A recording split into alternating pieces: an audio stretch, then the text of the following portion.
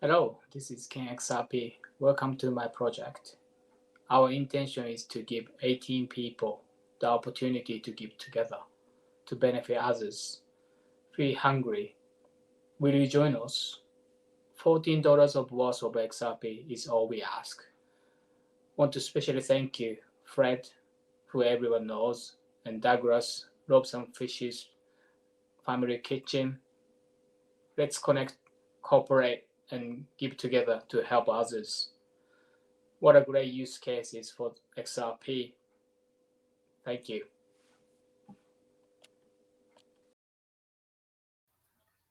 And we're live. Well, actually, and we're recording. Good morning, good lunchtime, good evening, wherever you are in the world, whatever time zone you're in. I'm Scott with the XRP Army News, and today we have a special treat. We are kicking off another not so random act of kindness. We started off with the first one of these with a gal named TB, and we helped have the opportunity for people in our community to be able to give instead of try to figure out what they can get.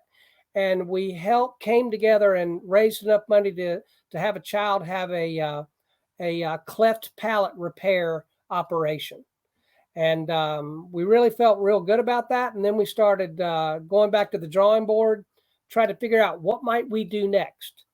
And feeding the hungry came up in one of our discussions, and that brought us to one of our guests. And so, what I'd like to do now is introduce that guest to you. His name is Douglas Orr. He can give you his official title position of Loaves and Fishes Family Kitchen, and give you a little of his background and why he's here. Okay, Doug? Hi, and thank you very much for having me on today and for considering Loaves and Fishes Family Kitchen for this project. Um, we are what's referred to as a hunger relief agency. In simple terms, we feed people. We feed anyone, regardless of race, ethnicity, color, religious background, who is in need of food. Our specialty and our primary product is a prepared meal. So we distribute fully prepared meals that meet certain FDA and USDA guidelines and certain menu requirements depending on who the recipient is. We are based in San Jose, California, which is the capital of Silicon Valley. You would expect there to be no hungry people in Silicon Valley, but the fact is that throughout the city of San Jose and Santa Clara County and surrounding counties, there are many extremely low and very low income people, quite a few homeless people.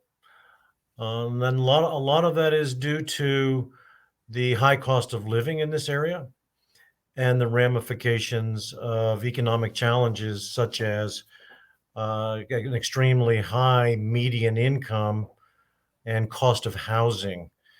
So all of those on top of COVID has resulted in quite a significant number of food insecure people in the greater Santa Clara Valley, Silicon Valley region. We estimate that there are more than 1 million people in a county of only 2 to 3 million who are facing some sort of food insecurity. My title is Director of Institutional Advancement. My primary responsibilities are fundraising of all kinds, which is why we're speaking today, as well as managing our volunteering programs and all of our external communications and publications. Wonderful.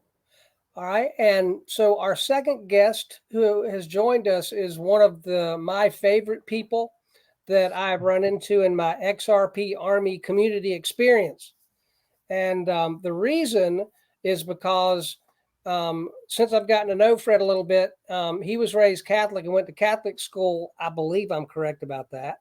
And I was raised Episcopalian and went to Episcopal boarding school. So we're almost like second cousins. The other reason that I really like Fred is he is an honest lawyer. And I know that's shocking for everyone watching this video to be able to comprehend. But when I first met Fred, he came onto to our XRP Army community scene, and he was potentially, maybe going to get involved in some litigation with people, which is something lawyers do, right? So there was kind of an uproar in the community about that. So I figured, well, I'd like to talk to this guy, and I'm not. I won't lie to you unless it's absolutely necessary. Just want to make that clear. But when I got to talk to Fred, he answered every single incredibly tough question that I could come up with without batting an eyelash. And I'm telling you, each one of you, I'm a little older than most of the people probably watching this. I'm telling you, whenever you can run into somebody and you can give them every single tough question that you have for them, and they can answer you honestly and faithfully without batting an eyelash, you know that that's a good person that you can trust. And so, Fred, with that introduction, I would appreciate it if you would kind of give everyone kind of a brief intro of who you are and what you're up to and why you decided to join with Ken in this not so random act of kindness project. Well, thanks for the intro, Scott. I'm not going to talk that much because I'll just ruin it, all the good things you said. I'm just a lawyer who's very involved in the XRP community. I've gotten involved in some litigation, filed an amicus brief on behalf of Reaper Financial in the Ripple v. SEC case. We've got a case going against a major exchange for airdrop, failure to distribute an airdrop, and just a lot of crypto things going through our firm, HODL Law. And really what's more important here is, the charitable giving and everybody that's in the community, I would like them to take a moment to realize all the things that you have, that there's so many in this world that do not have. And, just like I find myself in this situation where I'm like, well, I know this lawyer or business person who's got a little bit more than me, or they're a little bit above me. I do that plenty of times, and I always feel a little shame when I catch myself doing that. And I try and say, well, let me go the other way and realize how much I've got that, I really probably frankly don't deserve, and give back a little something. And hopefully as I get older and more mature, even more. And so Loaves and Fishes Family Kitchen is a, vetted charity that we looked at, and a great charity. And we wanted to talk to Douglas today to get a little bit more information, because we want to get a good fundraising goal together and, put some food in people's bellies, and you got a lot more things you can do and improve yourself when you're not hungry. Yeah, that's an understatement. And so he mentioned that we had vetted Loaves and Fishes, Douglas. And I believe that, and it's one of the reasons that we went in your direction. So could you give us a little bit of the history between Ripple and Loaves and Fishes? Our relationship with Ripple is via financial support that Chris Larson and his company have provided us. As you might have read in the Mercury News in April of 2020, when the pandemic struck hard, Chris Larson and his wife and Ripple issued donations to 4 regional food banks plus us. We are not a food bank or a pantry, as some people think of them. We are a meal provider, which is distinct from a food bank in that food banks generally provide people with essentially groceries groceries, a bag of groceries. Our specialty is eliminating that step, accounting for people who don't have access to kitchens or refrigerators, and delivering fully prepared, complete, ready-to-eat, single, individually packaged meals. In 2020, Chris and/or a combination of him, his wife, and Ripple contributed $1 million to each of 5 entities, the aforementioned 4 food banks plus us. And so that was one of the things. The short synopsis way of saying that is if Loaves and Fishes was good enough for Ripple, then they were good enough for our not so random act of kindness team. So we wanted to be able to find somebody that Ripple approved of and liked and had worked and had given money to before, and they fit that bill. And that actually was one of the questions that Ken G had. And again, he is the leader of this project. I want to make sure that I give him some props. He wasn't able. He lives in England. The time difference is a little bit of a problem, and he wasn't able to be here for this interview. But Ken is the leader, the one that kind of put all this together. And Fred, one of the things that I'd like to find out from you, and I can help you if you don't have any notes right in front of you, but we're starting out this particular not so random act of kindness as the first one of 12. So we actually want to be able to give to Loaves and Fishes with 12 different projects. But it's important to be able to have a target to shoot at and start low and then make it one that's achievable, believable. You know what those ABCs are. And so we want to make it, a stair step where we can begin to gain some momentum and trust as we grow. And so can you explain to us, Fred, what the goal of the target is of your project with Ken? Yeah, so basically we've got a lot of lofty ambitions for helping, people in need, and a lot of lofty ambitions of helping people, especially with food insecurity, that Loaves and Fishes does. At the same time, we thought, let's start at a fairly manageable request, a goal, an ask, and build up as hopefully the success of the project improves. So we are asking from about I want to say 18. We want to get 18 donations, and then I'll also our firm will be donating as well of just 36 XRP, and that equates to roughly $14.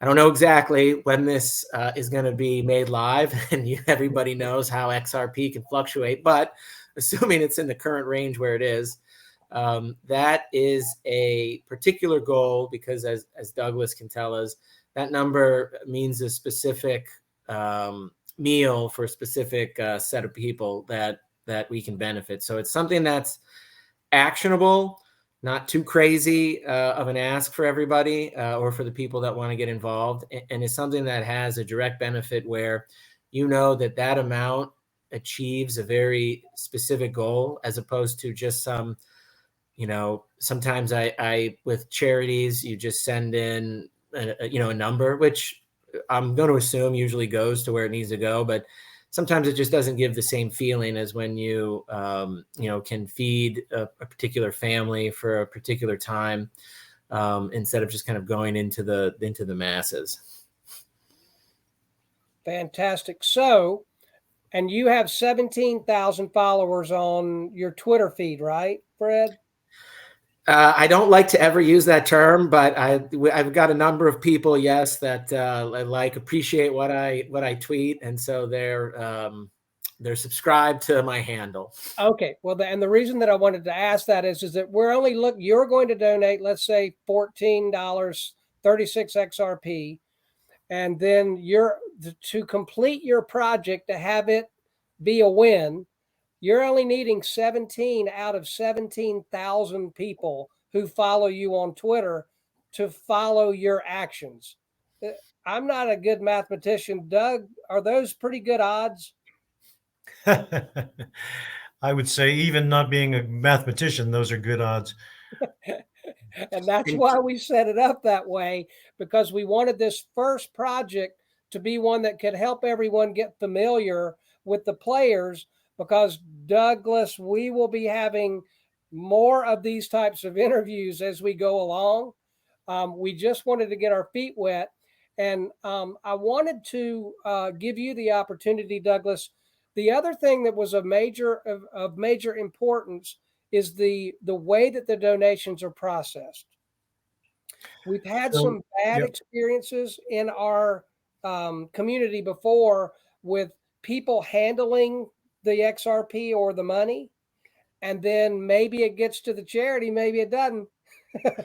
So we wanted to set up a foolproof way that no one is touching the XRP or dollars donated to you except the payment processor, and then it goes directly to you. So would you mind giving us an idea about Crypto for Charity and the vetting you did with them, and how comfortable you feel with Crypto for Charity? Yeah, I'd be happy to. But first, if you don't mind, I'd like to put the size of donations into context. The typical hunger relief agency spends between $10 and $15 per meal to feed somebody. Because of our business design, we are able to deliver to a recipient a complete nutritious meal for $3. Wow. One of the reasons is economies of scale. We operate 2 commercial kitchens that produce over 3,000 meals per day, which are then distributed by our custom-built, temperature-controlled trucks to 135 distribution sites throughout the entire San Francisco Bay region, which means from San Francisco all the way down to San Jose and all the way up to almost Oakland. So for $3, a person can receive a full, balanced, nutritious meal directly from us. And most of the time, that's a hot meal ready to eat. Therefore, a $14 donation produces almost 5 meals, which provides 1 meal for that day to a family of 5 for each person in that family. We produce and deliver 2 million meals per year. That's a rate of 7,500 per day. In addition to our hot meals that are produced by our own cooks in our own kitchens, we also are part of a program called Food Recovery for Human Consumption, which means we intercept food which would otherwise go to waste from places like commissaries and cafes at major corporations. So Facebook is one of our biggest, Meta is one of our biggest food donors.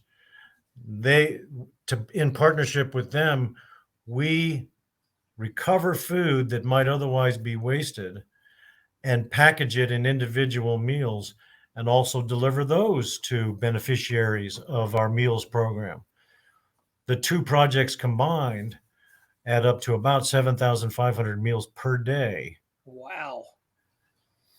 Now, the one caveat to all of this is most of the people who receive meals are only receiving 1 meal per day. So even the best of the programs that are in existence base all of their ability to feed the hungry on just 1 meal per day. Many of our recipients are low income, elderly, residential facilities, and government operated motels for people who would otherwise be homeless. But organizations like ourselves that we partner with, our peer organizations, only have the capacity and the infrastructure to provide one meal a day. Now, I don't know about you, but I'm not sure I would do very well only on one meal a day. So those $3 per person contributions of crypto in the amount of $14 or $15 per day will actually increase our capacity to deliver more meals to the existing sites where we take meals currently. I'll just say I try and be a nice person where I can, but if I only eat one meal a day, my wife nor my children like being around me, and so I can't. It's one day, so if I had to actually put myself in that position of having just one meal a day for weeks, months, years, aside from being cranky, I'd be a despondent, depressed individual. So I'm really glad, Douglas, that Loaves and Fishes is kind of even moving beyond that, or the goal to really start feeding even just more than one meal per day. And that level of nutrition does not provide children with what they require for their developmental needs, let alone what the average person requires for caloric intake per day. You're all familiar with Meals on Wheels. Even Meals on Wheels program is based on the ability to deliver one meal per day. So everybody in our sector, in the hunger relief sector, builds their business plan around at least ensuring we can deliver one meal per day. But in an ideal world, we would want that to be more, and people need more, particularly children. I will add at this point that we partner with Meals on Wheels to help them fulfill the demands of their constituents, their clients. We call our clients guests. Different hunger relief agencies refer to them differently. We partner with Meals on Wheels to help them increase their ability to deliver. I'll also add that some demographics about our beneficiaries, our guests.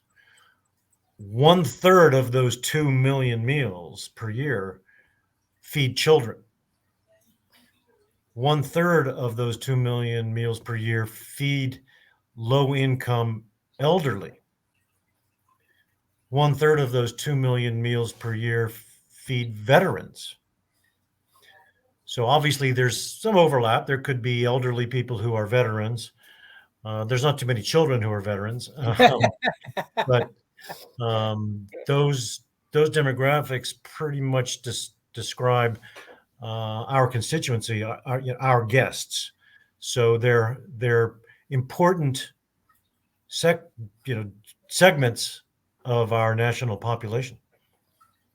I'll also point one thing out that a lot of us should be concerned about. The nationwide statistic, I think everybody knows, it's estimated that 25% of the U.S. population is experiencing food insecurity. But what bothers me and rankles me is that apparently recent surveys show that 25% of military families, active military families, are experiencing food insecurity.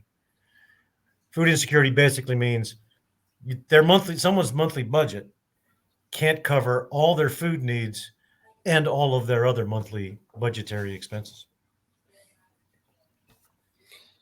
Thank you for that, Douglas. And could you, before we turned the record button on, you had educated Fred and I both on the payment processor that we have decided on. And I would really appreciate it if you would kind of repeat that for anyone who's listening. And I want to say one thing real quick and then let you do that. Number one, remember, we Loaves and Fishes was good enough for Ripple So it was good enough for our project. Ripple is using this payment processor, crypto for charity, to donate money to Syrian and Turkish earthquake victims.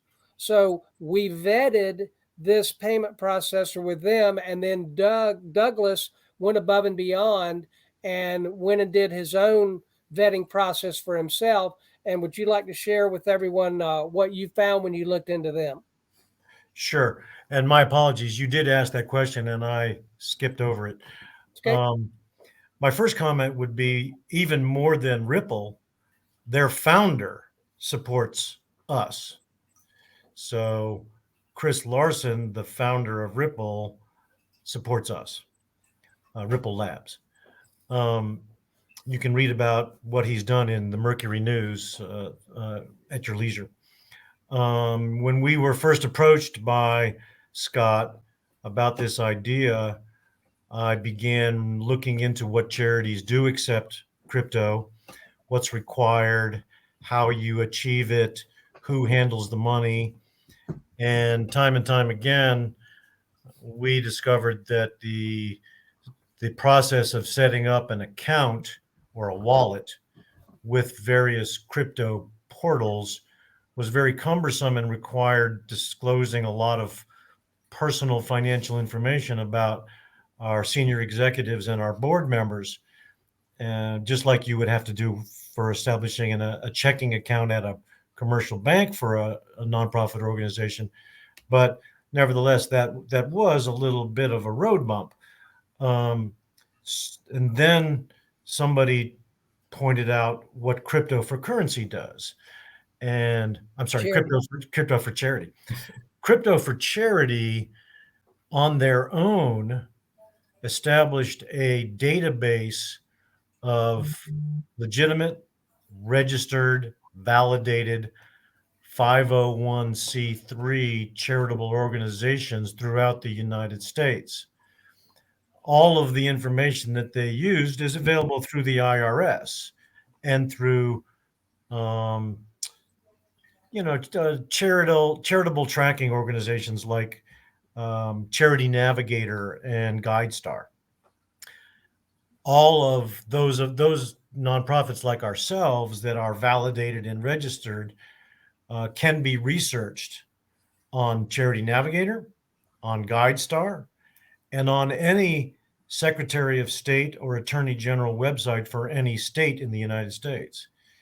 It's very easy to look up all of our information, but Crypto for Charity took it to another level. They built into their website a list of all the charities that they have vetted that is visible in their drop-down menu when you decide to donate cryptocurrency by simply clicking the donate button and then clicking choose a nonprofit or a cause, and you can search for any charity through their own search engine on that website, Crypto for Charity. When we learned about that, we realized, okay, well, we don't have to jump through any hoops to establish our own wallet. I think that's the right term, isn't it? Yes. We don't have to establish our own wallet. We don't have to apply for a business account. Crypto for Charity has already done all that. So both the nonprofit recipient as well as the donor has a high degree of confidence in the ability to donate directly to a charity through the portal Crypto for Charity. I'll do a little bragging right now. If you do take the time to research us and you want more information than Crypto for Charity provides, we are a 4-star nonprofit with a platinum rating at both Charity Navigator and GuideStar, which are the highest ratings you can receive by those monitoring services. And one of the reasons is that more than 90% of your donation goes directly to our programs. Less than 10% of our revenues goes to administrative and fundraising overhead. which obviously is ranked as a platinum score and a 4-star rating. Fantastic. And Fred, one of the things that I wanted to ask you, the strategy that we put together in our not so random acts of kindness is we wanted to be able to find an influencer, right, who had a following and people who subscribed to their Twitter account, and then we figured that instead of trying to offer them something for sale, I don't know, inform them, which is one of the greatest things that has happened. I've been one of the greatest consumers of information from our YouTubers, of anybody in our community. I love our YouTubers, but I wanted to be able to activate giving as opposed to getting. And one of the things that I was hoping you would share with the other influencers as they may run across watching this, and I can promise you one thing, they will be asked to participate. I'm making you a solemn promise that is going to happen. And what I wanted from you, Fred, was could you give your experience about what obstacles they may feel like they have to saying that they don't want to participate in this, and how much time did you have to spend to work to make all of this stuff happen, and do you feel like that they ought to? So sure. Well, the first thing I'll say, addressing it, I know some people in the XRP community, when they heard Douglas last talk about the payment rails and how to get crypto and the problems with setting up a wallet, is all the things they could say, it's not that hard, it's really easy. What are all these impediments? And I'm just going to say, and I'm not going to hold Douglas to this at all, but if we have a really good campaign and a successful campaign, it might make certain organizations look at these things with a little bit closer eye and say, you know what, we're getting so much response and support from charitable donations. Maybe we should look into doing this. And so, that's something that if we're successful, I'm sure Scott and I might needle Douglas on.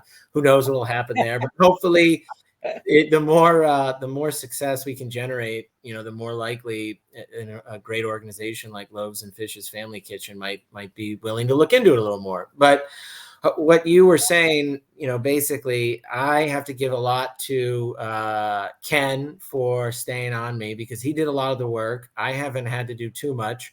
I've been responding to your emails and your text messages, and you've been on me. Ken's been on me. A lot of other people have been on me, but it didn't take me that much time. And I, went on to Crypto for Charity. I looked into Loaves and Fish's Family Kitchen as well. Just to make sure, in addition, even though it is great that Ripple Labs, Chris Larson have used both before, I always like to check things out myself. And so, I encourage everybody to do that. Crypto for Charity is a registered, through a different name, but is a registered public benefit corporation in Delaware, so they're real. Loaves and Fish's Family Kitchen, they're registered, they're real. All it is when we ask some people to donate is it's just going to be your time and XRP. And the time is, if you just go right on to the website, I think we're going to do a little donation button through XRP Army News. You can also, I think, go directly to Crypto for Charity as well. And, you fill everything out. I think it's only a few minutes to do, and then that's it. So it's your XRP and your time. That's a charitable deduction. It's a, write-off. And, you just, at least I don't want to assume for everybody, but for me personally, I feel good as a person when I know I've done something, to make somebody else feel better and be in a little bit better spot. And, especially, sometimes I also like, feeling when I think I'm going to go get a coffee or maybe go out to lunch for the day. And I'm like, no, I'm not going to do that. But instead, what I think I would have spent, getting this coffee or this lunch, I'm going to donate to a good cause. So hopefully maybe the people that are watching this can think of that saying, even if, and I'd never ask anybody who's, in tough times or tough financial times to donate, because there'll be a time and a place.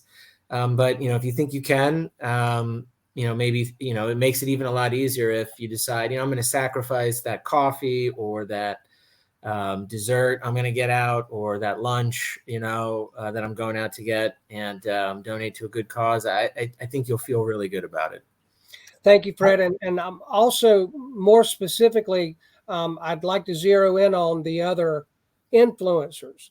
If they get tapped on the shoulder and say, hey, would you be the influencer on this particular not so random act of kindness? Do you feel like that it would take a whole lot of their time to do what you've done with this?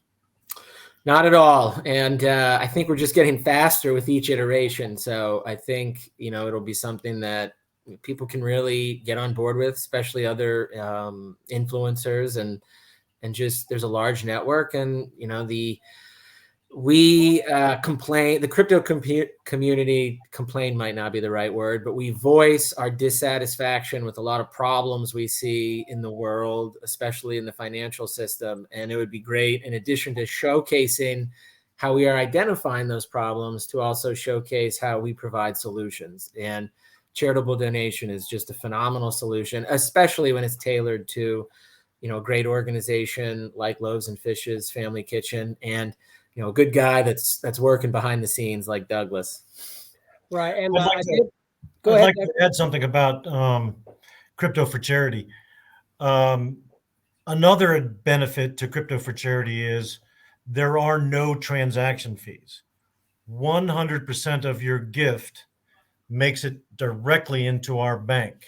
So a crypto donation via Crypto for Charity is immediately transferred into our financial institution.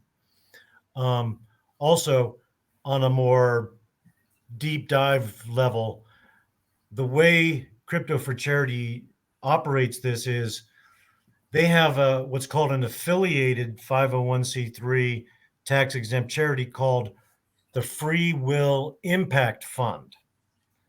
And so that is one of the vehicles by which, or one of the ways by which they're able to implement this no fee based charitable effort, because of this affiliation with the Free Will Impact Fund, which you can all research, is a well-established, well-known 501c3 on its own legs.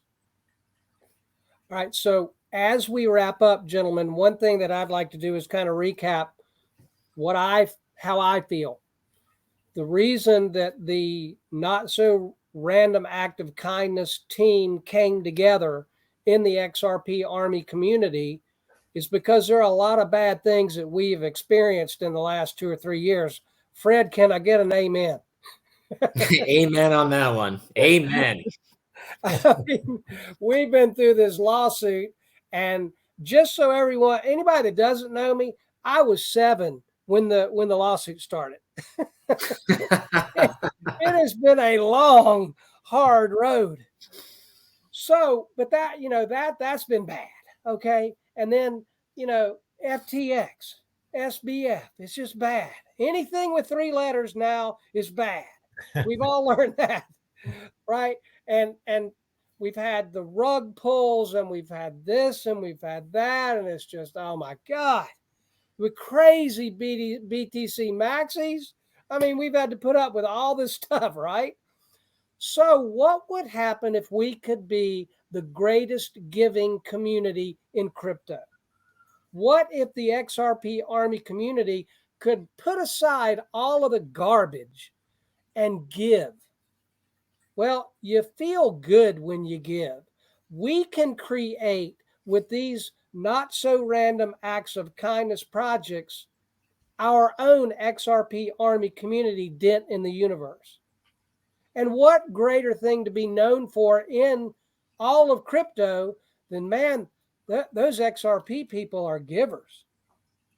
I mean, that's a good thing. Now, if you believe If I've been able to touch any part of your head and heart and get them connected with what I just shared with you, all we're looking for is $14 worth of XRP, 36 XRP. Well, it went up to 40. So now what is that? 279 XRP? I told you I'm not very good at math. I wish. I'm going to put a little spin on that just as a reminder. For $12 a day, you can feed a family of 4. For $90 a month, you can feed a family of, you can feed 3 people 1 meal a day. So it doesn't take much money to feed people that are experiencing food insecurity. And lastly, to put some context on the numbers of people, 10 years ago, we were only providing 100,000 meals per year. 3 years ago, we were providing 550,000 miles per year. In the wake of COVID, we now provide 2 million meals per year. So food insecurity is not going away. It's not diminishing, but we are one of the most cost-effective ways that you can feed those who are in need. That's awesome. Absolutely. So there will be links to both of the Fred's law firm, Douglas's Loaves and Fishes Family Kitchen, and Charity for Crypto, and the XRP Army News web page that will have your form on there to fill out. And one thing that I want to make sure I mention, it will be on the instructions on the page. This is extremely important. Extremely important. Did I say extremely? Okay. We've got to put in the memo section of the donation page, XRP Army Ken and Fred's project. That needs to go in the memo. I may not have gotten it exactly, but it's in the directions on our webpage when we're sharing with everyone how to fill out the donation page. The reason is because there are 5 or 6, maybe Douglas knows, there are other loaves and fishes that are in that database. And we need to make sure that it goes to Loaves and Fishes Family Kitchen. And the way that we're being able to track that with our contact, Omar at Charity for Crypto, Crypto for Charity, is that memo. So we'll have a video that will explain all of that to you. But that's basically what I wanted to be able to share with everyone is giving is better than getting. You feel better. We've had a lot of bad things happen. So let's connect and cooperate, work together to benefit someone else. And that's going to bring fulfillment instead of, I wish I could get more and being full of fear that you won't get enough. So would you like to give first, Douglas, a final word to the people? And then Fred, you can give a final word and that'll wrap us up. I think one of the ways that we stand out above all of the other peer organizations of ours in food insecurity is our ability to deliver a nutritious, complete meal for only $3. That's virtually unheard of. Therefore, as mentioned before, a gift of $12 will feed a family of 4 a meal that day. And multiply that out, $36 will feed a family of 4 3 meals a day, or $90 will feed somebody a meal a day for a 30-day month. So we are extremely good at feeding people at a very affordable cost to our donors. And that's the simplest way I can put it is our mission is we feed people. It's simple, it's direct, and we are incredibly cost effective. Your return on investment with our organization is fairly unmatched. And the last plug I'll give is all you have to do is look for Family Kitchen after you type in Loaves. I think on Crypto for Charities, when you type in Loaves, 8 choices come up, and you've just got to remember that our name ends with Family Kitchen. We've been doing this for 43 years. We started out as a soup kitchen, serving about 20 people. We now serve 2 million meals a year. Thank you, Douglas. And Fred, you'd like to wrap us up? Yeah, I'm not going to add to anything that Douglas said. Just remember Loaves and Fishes Family Kitchen, and also to make sure you get the message box right or as close to right as possible. That way we can just track it and make sure we're, we know that everybody that's contributing is contributing and the right message is being sent for the crypto community, that, the XRP army is all in on giving back.